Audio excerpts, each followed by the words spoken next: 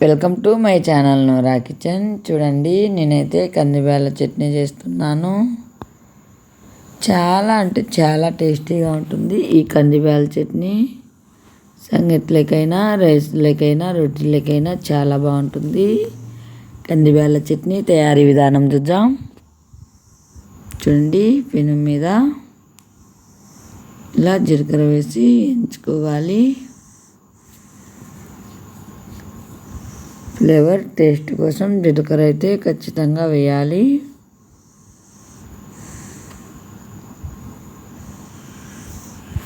ఇలా ఎంచుకోవాలి.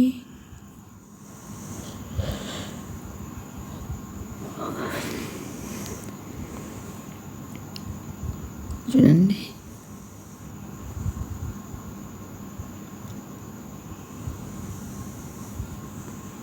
ఇలా వేయించుకొని పక్కన పెట్టుకోవాలి జీలకర్రను. ఇప్పుడు కందిబ్యాళ్ళు వేసి వేయించుకోవాలి. ఇలా దూరగా వేయించుకోవాలి. చూడండి,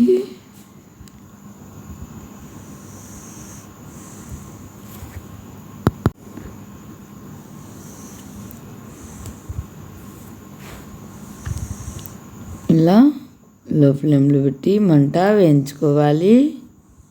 మాడిపోకుండా దూరగా వేగుతాయి.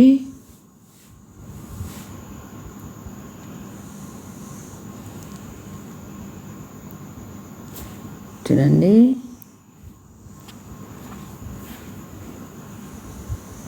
మంచి స్మెల్ వస్తుంది వేగుతుంటే.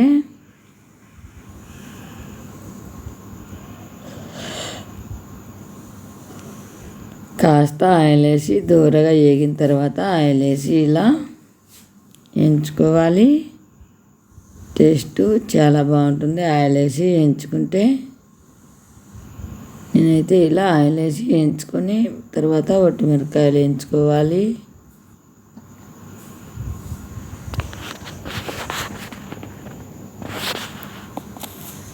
ఇలా వేయించుకోవాలి.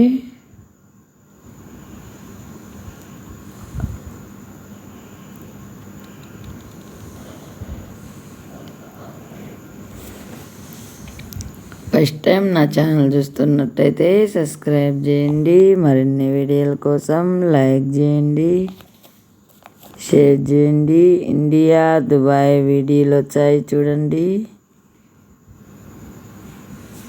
ఇలా మిరపకాయలు ఏం చేయాలి, మిక్సీ జార్ తీసుకొని జీలకర్ర, బ్యాళ్ళు, కందిబ్యాళ్ళు, తెల్లగడ్డలు వేసి తెల్లగడ్డ ప్యాయలు, మిరపకాయలు, రుచికి సరిపడా కల్లుప్పు వేసి ఇలా చూడండి, చాలా అంటే చాలా టేస్టీగా ఉంటుంది.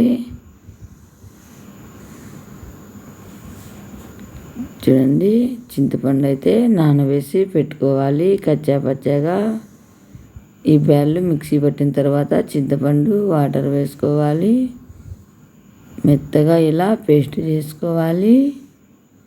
చాలా అంటే చాలా సింపుల్గా తయారైపోతుంది. రైస్లకైనా, రోటీ సంగట్లకైనా చాలా బాగుంటుంది చట్నీ. చూడండి, ఖచ్చితంగా మీరు కూడా ఒకసారి ట్రై చేయండి. చాలా అంటే చాలా టేస్టీగా ఉంటుంది.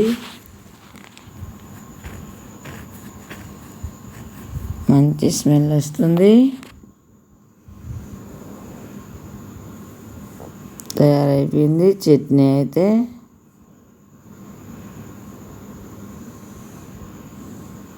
వీడియో నచ్చితే లైక్ చేయండి, షేర్ చేయండి. Thank you for watching video.